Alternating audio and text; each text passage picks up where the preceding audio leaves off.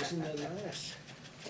Does anybody know these two gentlemen in the room? If you don't, let us know. You shouldn't be here if you don't. It's great to have you guys. Yesterday, I was very proud to nominate Judge Amy Coney Barrett to the United States Supreme Court. She's one of our nation's most brilliant legal minds, and I think she'll do very well. We're moving along very quickly. Tremendous unity in the Republican Party.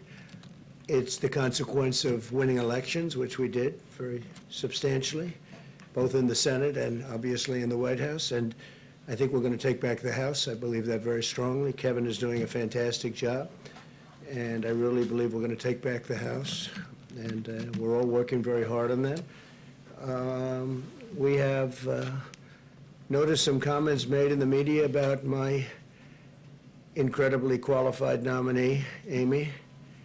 The New York Times said her religion is not consistent with American values. She's Catholic. It covers a lot of people. It's a very disgraceful thing to say. Some of the comedians, I don't think they're comedians because comedians are supposed to be funny. They're not funny, like, at all. They're nasty, they're mean, and they think they're funny. And someday, hopefully it's in 5 years, but someday, when I'm not here, they're going to be off television because their ratings, which aren't very good anyway, but their ratings are going to go down like you've never seen before. That includes a lot of others also. In fact, I'm sort of waiting for the New York Times and the Washington Post, and ABC, CBS, NBC, CNN, MSDNC. I'm waiting for them to endorse me, because if they don't, they're going to drop with a thud. Like, you know, it was supposed to have happened long ago, and then we won a race, and it was a great victory. And I think we've never had a more energized base. I don't think so. Nobody's ever seen anything like it. The rallies that we're having are incredible. We call them protests. They're friendly protests. We don't want to call them rallies, but the friendly protest rallies have been incredible. People, I don't think anybody's ever seen anything like it. And this is still long before an election. This isn't like the evening before. These are long before an election. The incredible crowd we had in Pennsylvania and Virginia, in every state, no matter where, North Carolina, Florida, no matter where we go, we're having crowds like nobody, I don't think anybody's ever gotten before, ever, not even close.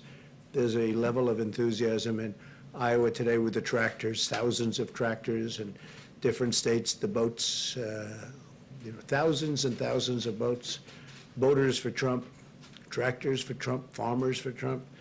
It's really been very nice to see the level of enthusiasm. I thought, though, on the religious situation with Amy, I thought we settled this 60 years ago with the election of John F. Kennedy. But seriously, they're going after her Catholicism. I will stand with her, fight with her, and we will make sure that these attacks stop, because it's unprecedented. They're basically fighting a major religion in our country. This is incredible. Fighting any religion, fighting Catholicism is just incredible that they can be doing it. Are you Catholic, Rudy? 29 Supreme Court vacancies have occurred during an election year or before an inauguration. In every single instance, going back to George Washington, the president has performed his constitutional duty and nominated a justice. And in almost every one of these cases over the past 230 years, where the president and the Senate were the same party, the justice, as you know, that justice was confirmed. This is about 2 centuries, more than 2 centuries of precedent, and I think it'll continue. I think we're going to have, I think it's going to go quickly, actually, and again, I don't know if I've ever seen the Republican Party more unified. I think it was probably even more unified with the impeachment hoax, actually. When they did the impeachment hoax, I think that was, which really turned out to be a hoax, because now you look at what's happening with the FBI and Justice Department. If you look at all of those text messages, emails that were sent, we have been totally proven right. They spied in our campaign, and everybody knew it. Biden knew it, Obama knew it, everybody knew it. And mainstream media just, doesn't want to pick it up, although some have. I will say Catherine Herridge at CBS has done a fantastic job on it. We appreciate that. But this is a major scandal. This is a scandal the likes of which nobody's ever seen. This is actually the biggest political scandal in the history of our country. And with the exception of a few, I mean, they just don't want to write about it. You should write about that, Kelly, You should write about it. You should write about it. You should do something on CNN about it, because it's the biggest single scandal of our time, certainly the biggest political scandal, perhaps in history. They spied on our campaign, and then they tried for a coup. That didn't work out too well. And it turned out that you read the text that came out over the last 3 days, it turned out that it was reversed. It was the DNC and the Democrats that were using Russia.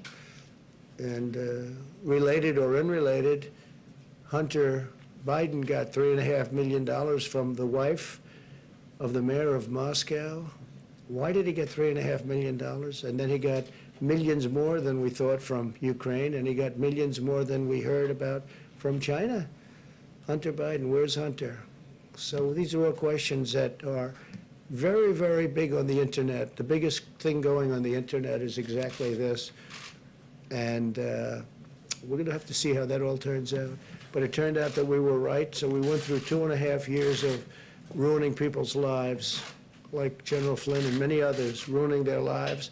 And it turned out to be just the opposite.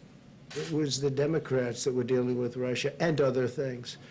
So hopefully our Attorney General and others working on this very, very hard, very diligently it'll lead to something that will be very important for our nation. I think it's very important for our nation. It's one of the most important things.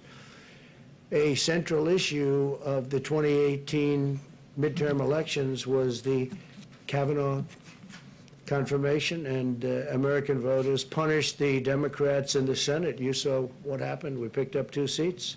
Again, something that hasn't been reported on very much, but we picked up 2 seats for their treatment of Justice Kavanaugh and expanded our Senate majority to confirm Supreme Court justices, which was great. And now Democrats are really brazenly attacking Judge Barrett for, again, her faith, mostly is what I'm hearing, for her Catholic faith. And whether it's Dianne Feinstein or anybody else, I think they ought to treat religion with much more respect. I think it's a disgrace that they can do it. Biden and the Democrats are desperate to distract from the real issues, which is that their party has been taken over by socialists, extremists, and probably communists. I think it's beyond socialism. I think it's a step beyond, and could be many steps beyond if you take a look. And that if they win, they will nominate justices who will destroy the American way of life, the American dream. They will destroy the American dream. They'll destroy America. They'll destroy the United States of America. Your private right to own a firearm will be totally eliminated. Your guns will be confiscated. Your ability to live by your religious faith will be devastated. They'll abolish America's borders and give government health care to illegal aliens, which will destroy our healthcare system because so many people will pour into our country. That's a tremendous incentive. On voter fraud, as you know, hopefully there won't be a very big movement, because hopefully we're going to be able to win. I think we have the massive movement. I think we're going to have a tremendous victory. There won't be a transition, because I can't imagine we call a transition if we win. You know, they talk about, will there be a friendly transition? Of course there will, but we have a big problem, and you see it every day. You see it happening every day with ballots. We are gravely concerned about the Democrat assault on election integrity. In Brooklyn, 25% of mail-in ballots were ruled invalid in June's Democrat primary. You saw that. And a special election in New Jersey, 20% of the ballots were thrown out, and 4 people are now being prosecuted for fraud. It's all in the mail-in ballots. 35,000 mail-in ballots were rejected in Florida's primary, and 100,000 were rejected in California, and that's just the beginning. A week after Pennsylvania's primary, half of the counties were still counting ballots, and you'll be counting them here because this is a much bigger version of all of that. Just last week, a number of discarded military ballots were discovered in Pennsylvania. All of the recovered ballots, these were ballots that were thrown out, had been cast for a person named Donald J. Trump. In Wisconsin, 3 trays of mail containing absentee ballots were found in a ditch. They were thrown in a ditch. 3 trays, that's a lot. In North Carolina, voters are reporting receiving 2 ballots in the mail. Many voters, I hear it's thousands, but they're getting 2 ballots. I wonder if those are Democrat areas, because the word is they are. In Iowa caucuses last winter, you know what happened there? You all reported on it, I think, very well, right? You remember that? No. It was not good, right? But in Iowa, they still don't really know who the winner was. I think they called somebody eventually, but it was many, many weeks later.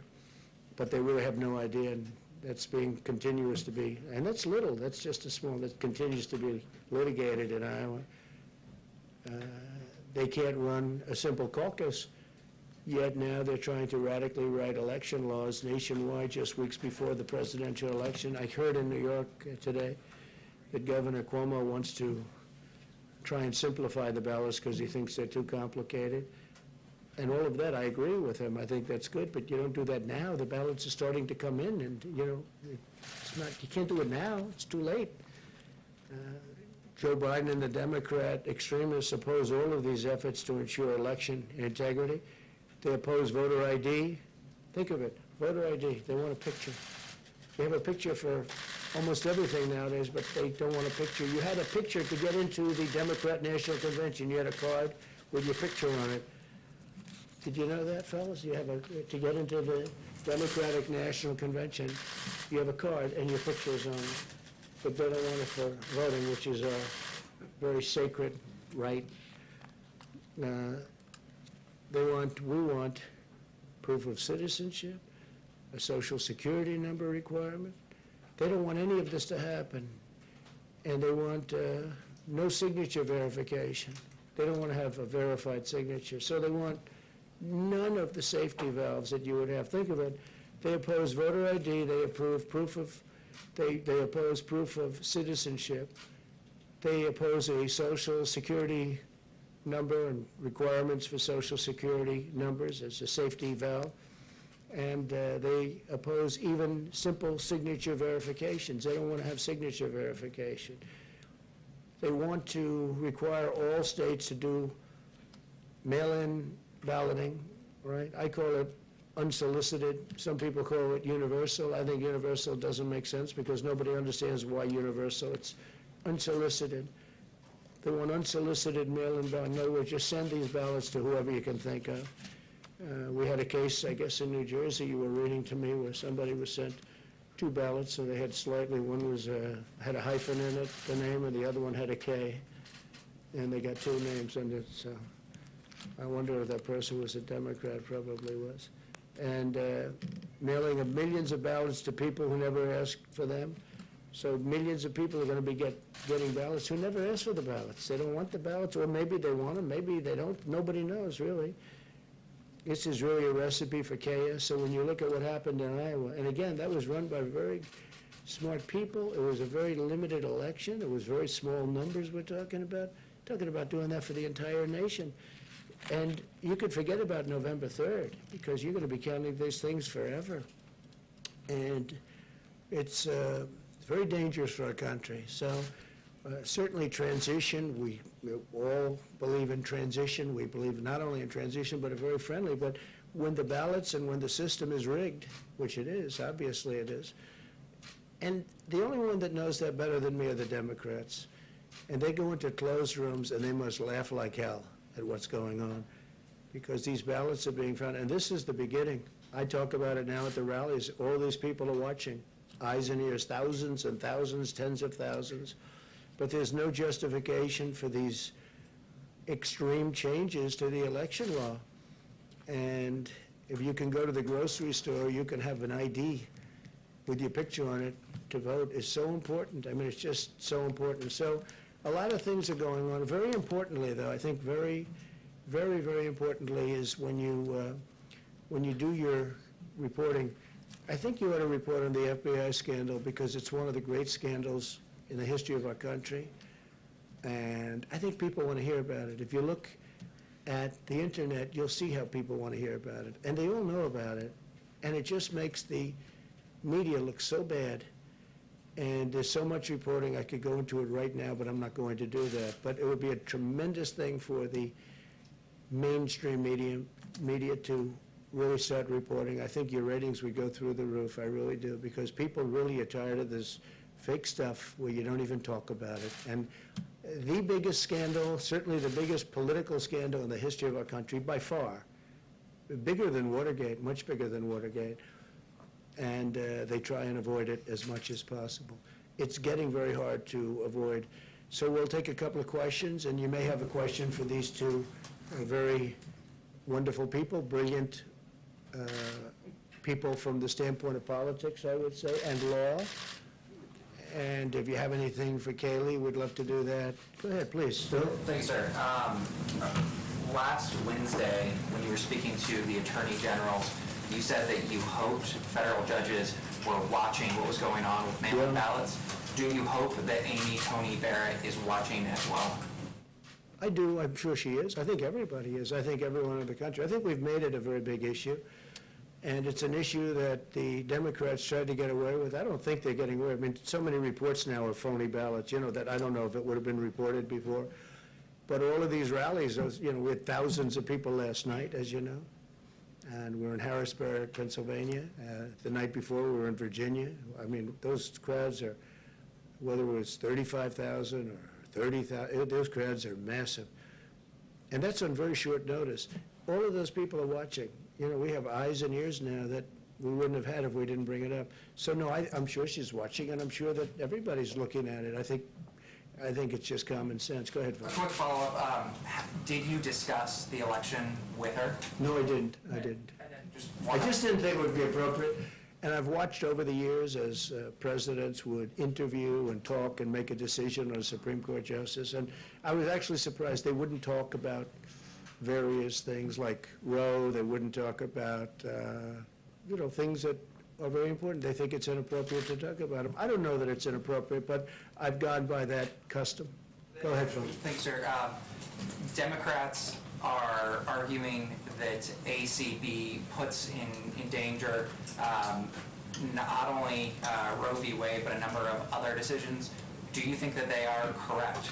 No, I don't know. I mean, we depend. I think she's going to rule on the law. I think she's going to be a great justice for many years to come.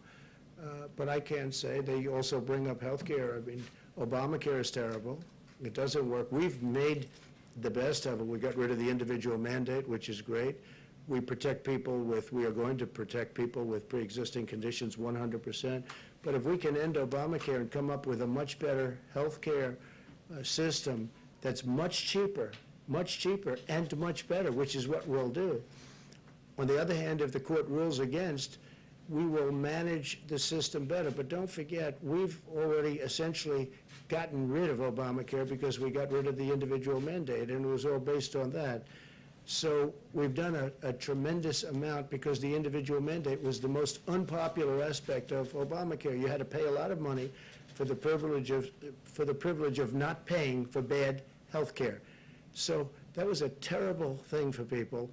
And what we will do is, if we are fortunate enough to get rid of the little remaining in Obamacare, and again, individual mandate, the way I view it, that's no longer Obamacare, because that was the central point, and we won that. We've already won that, as you know. But by getting rid of that, it's different. It's a much different thing. The other thing we've done is managed. Here's the story. It's no good. It's too expensive. It's bad coverage. You don't get your doctor. You don't get your plan. All the things that President Obama said, you don't get. And Biden, too, by the way. If Biden even, I don't think he has any understanding of it. But you don't get your doctor. You don't get your plan. 28 times President Obama said, you get your doctor, you get your plan. It turned out to be a lie. So here's what we're doing. If we can terminate, we are going to have a much better plan, and you will have your doctor, you will have your plan, you'll have a lot of things that you don't get with Obamacare. Yeah. You've said this numerous times, but do you really believe that Joe Biden will be on any type of performance-enhancing drug ahead of the debates, or are you just joking?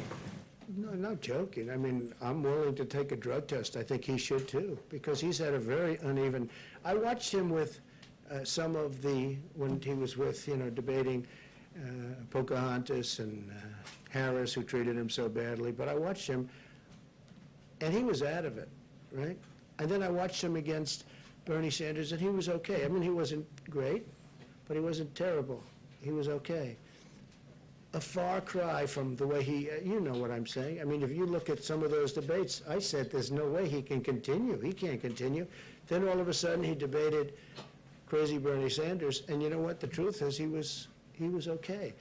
And I said, how did he go from there with those horrible performances to where he was okay? And I always joke, but it is true. He was no Winston Churchill in debating, but he was fine.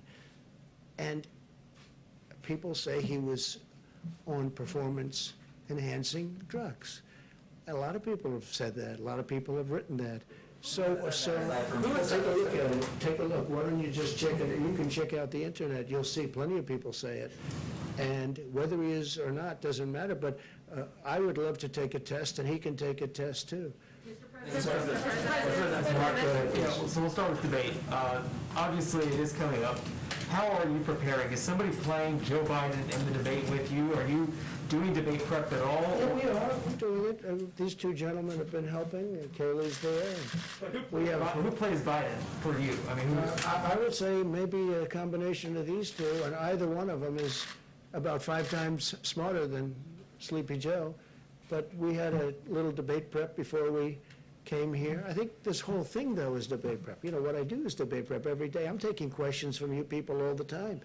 I mean, I've taken a lot of questions from you over the last number of years, and he doesn't. I watched the way he was treated on MSDNC on Friday. I guess he did it live, and it was disgraceful. It was an embarrassment. I know her, and she's a pretty tough reporter. The way she was helping him along with us, it was so obvious what was going on. She was helping him. She was giving him a question and then helping him to answer the question. I know her very well. She doesn't do that. It was embarrassing, and people don't talk about it. I mean, play some of those clips, play some of those answers, the answers where he wasn't able to give an answer, and she's pushing him. She's pushing him. They never do that with me, I can tell you, but I don't have the kind of problems he has. how many hours would you say you've spent on debate prep? A little time. I mean, not a lot. More or less than 60? I'm running a country. I don't have the luxury. I watched other people over the years. I watched one sort of fairly recently, not too long ago, go into a cabin, lock himself into a cabin, and he came out and he wasn't very effective. He had so many things going on. Sometimes you can go too much in that stuff, Sometimes you can go too much. I mean, look,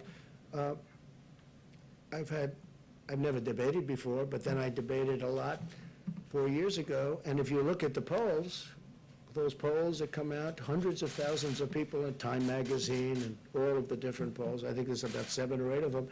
According to those polls, I won every debate, every single debate, in the primaries, and then when I debated Crooked Hillary, I won every debate. I mean, this isn't me saying, I felt I did, but this isn't me saying, this is the polls. You had Time magazine poll, you had this, that, and I guess they take them off the internet or they get phone calls or something. But according to that, I won every debate. And I felt I did. But I understand the subject. Now, Chris is tough. I hope that Chris is going to be equally tough on Joe Biden. But I watched the young lady who I won't say her name, but it was embarrassing the way she was getting him along. So I just asked a question about drugs. I think it's something that would be appropriate, because you can't have a president that needs that kind of help. If you do have a president that needs that kind of help, when you've got to deal with Putin and you've got to deal with President Xi of China and you have to deal with Kim Jong-un, and by the way, do you notice there's no war going on with North Korea, which everyone thought would be in about 1 week after I came to be president. They thought it was going to happen immediately. No war. And that's saving perhaps millions of lives, not just, they were saying, 50,000 people. No, millions and millions of people could have died. Chris will definitely have some questions. And one of the ones that's going to likely, everybody's going to be talking about is there's a New York Times story that came out about an hour ago that says that when you came to the White House, you were paying about $750 a year in federal income tax. They are not releasing they're not publishing the tax returns. They're not showing that out there. They're saying to protect their sources. In your tax return, sir, does that sound right that you're paying a couple $100s a year of federal income taxes? It's fake news. It's totally fake news. Made up, fake. We went through the same stories. You could have asked me the same questions 4 years ago. I had to litigate this and talk about it. Totally fake news. No, actually, I paid tax. And you'll see that as soon as my tax returns. It's under audit. They've been under audit for a long time. The IRS does not treat me well. They treat me like the Tea Party, like they treated the Tea Party. They don't treat me well. They treat me very badly. You have people in the IRS, they treat me very, very badly. But they're under audit. And when they're not, I would be proud to show it. But that's just fake news. The New York Times tried it. The same thing. They want to create a little bit of a story, they're doing anything they can. Not only, that's the least of it. I mean, the stories that I read are so fake. They're so phony. Did they tell you this was going to come out to them? No, I didn't know anything about it. I don't know anything about it. I think somebody said they were going to do a negative. They always do. They only do negative stories. I don't think I used to get good stories in the New York Times when I ran for office, and I happened to be conservative Republican. I don't think we've had a good story. They predicted my loss 4 years ago. They then apologized for their bad reporting. Then they predicted the FBI and all of these things. That's now proven to be a hoax, a complete hoax. They got Pulitzer Prizes along with the Washington Post. They should give all those Pulitzer Prizes back because everything was wrong. I mean, it was so bad. Their reporting was so bad, they were wrong. It was exactly the opposite. Now, there are people that should get Pulitzer Prizes. Solomon, Carter. They're not in the business of Pulitzer Prizes, but Sean Hannity got it right. Lou Dobbs got it right. Laura got it right. Many people Tucker got it right. There were many people that got it right. I don't know what they get other than a great salary and great ratings. I mean, I don't know what they get. Thank you, sir. Thank you, sir. On Jordan, go ahead. yes, thank you. On the New York Times story, though, you have to understand that when Americans read that you may have paid only a few $100s in federal income tax per year, that seems very low for someone who's a billionaire. So how much, Well, basically, they're saying I paid nothing. Can you give people an idea of how much you actually are paying? Yeah, basically, well, first of all, I paid a lot, and I paid a lot of state income taxes, too. The New York State charges a lot, and I paid a lot of money in state. It'll all be revealed. It's going to come out. But after the auditors, they're doing their assessment. We've been negotiating for a long time. Things get settled, like in the IRS. But right now, when you're under audit, you don't do it. You don't do that. So we're under audit, but the story is a total fake. And all of this, or is this one, we had the same exact questions, usually asked by the same people, and that took place 4 years ago. You remember, this was so well litigated. It's incredible. If you look at the filings I think I have 108 pages of filings for all these different companies that do very well, obviously, because the filings, and nobody talks about that. You'll learn much more if you look at those filings, and we have to file every single year. But you'll learn much more if you look at those filings. Those filings are very complete. They're very big. They're very powerful. They're very accurate. And those are the filings that you'll learn much more. And when it's done, but when you're under audit, you just don't release them. And again, they treat me very... Tell us what you paid in federal I tax. didn't tell him. I'm talking to him. You should be more respectful of this gentleman. You're very rude to him. But I will tell you that I look forward to releasing that. I look forward to releasing many things. I'm going to release many things, and people will be really shocked. But the New York Times has been doing fake story after fake story. I've never seen anything like it. And people understand it. And people, that's why the media has such a low approval rating now because of what they've done. It's really a shame. Yeah, go on the back. Yeah, thank you, Mr. President. Two questions. If you have any questions for these two Well, that's what I gentlemen. was going to ask both you and Governor Christie and Mayor Giuliani. Your two guests are practicing Catholics. You've talked about possible bias against Judge Barrett's religion. Only two Catholic bishops have come out to say the same thing you have.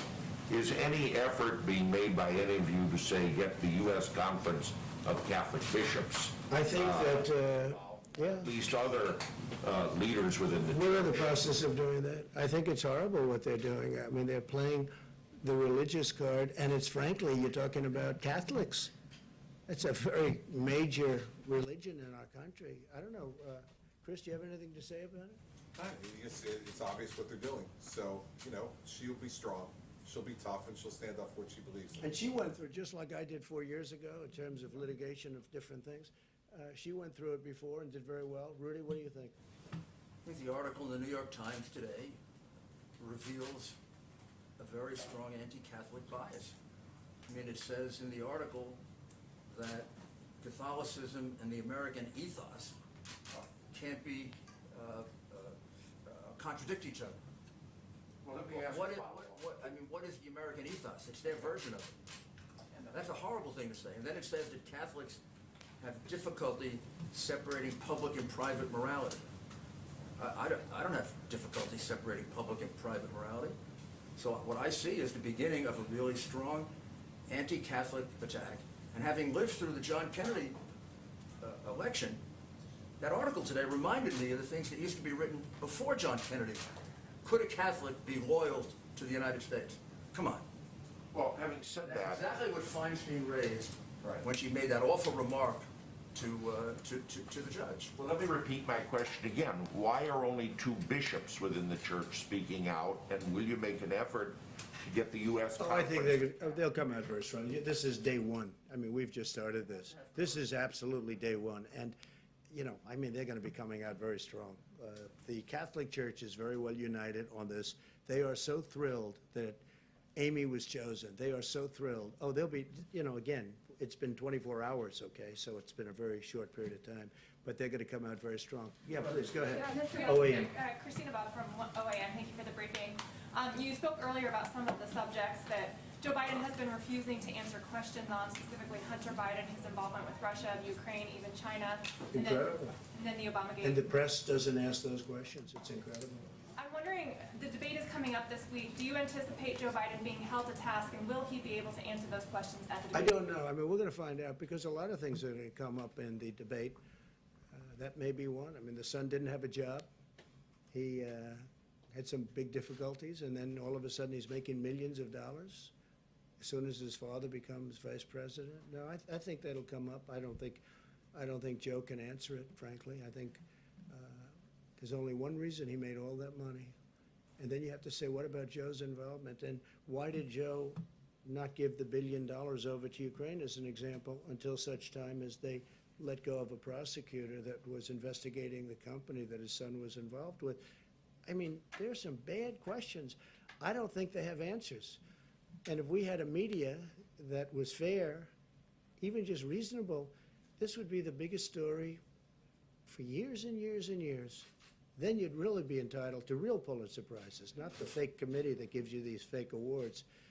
So, I mean, it's a really fair question, but it's hard to believe when you see the kind of money that he has made from China, from Russia, where the wife of the mayor of Moscow gives him $3.5 million, and nobody even has any question about it. Why did he get $3.5 million?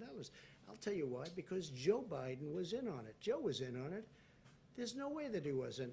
And uses Joe Biden's plane, Air Force Two, uses Joe, and they go to China, and then he comes back, and he never mentioned it to his father, that he just got $1.5 billion, and now it's turning out that it's much more money than that, Rudy. It's turned out to be much more money from China. They have a member of the Chinese Communist Party gave him a lot of money, and the press has no interest in these stories.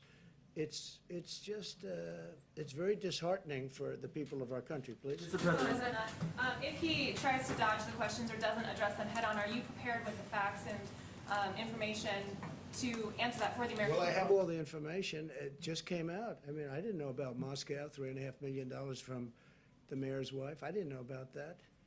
and he's a very influential, powerful man in Russia, as you know. And it wasn't me. I didn't have anything to do with Russia. That came out loud and clear. What also came out is they should have never gone into this fake Mueller investigation. And it also came out that the 31 phones that were wiped clean shouldn't have been wiped clean, and that's a criminal act.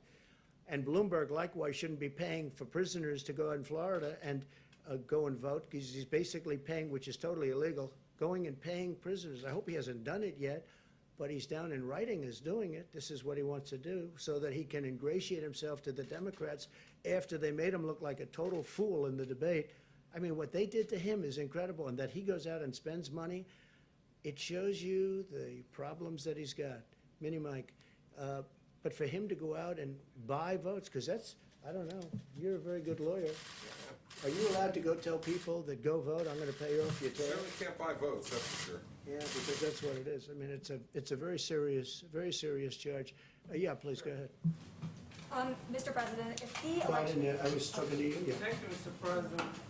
You know that there has Hey, been... could you, we have a little more time. Yeah. Good, thank you.